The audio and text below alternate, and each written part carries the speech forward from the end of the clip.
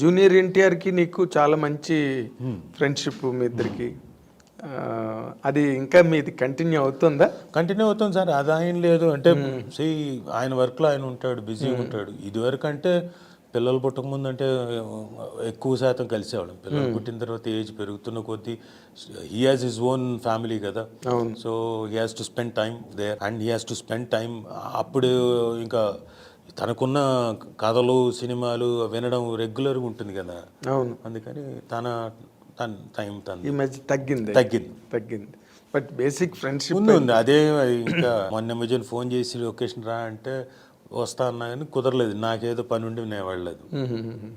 అంటే మామూలుగా జూనియర్ ఎన్టీఆర్ సినిమాల్లో నువ్వు మొదటి రోజుల్లో చాలా సినిమాల్లో ఉన్నావు. తర్వాత కూడా అండి మొన్నటిదాకా కూడా చేస్తూ వచ్చాను, జనతా గ్యారేజ్, ఈవెన్ ఇప్పుడు ఆర్ఆర్ఆర్. అవును, ఈ మధ్య కూడా ఆర్ఆర్ఆర్లో తన్నే కదా ఇంట్రొడ్యూస్, తన క్యారెక్టర్ని కదా ఇంట్రొడ్యూస్ చేసే క్యారెక్టర్ అది.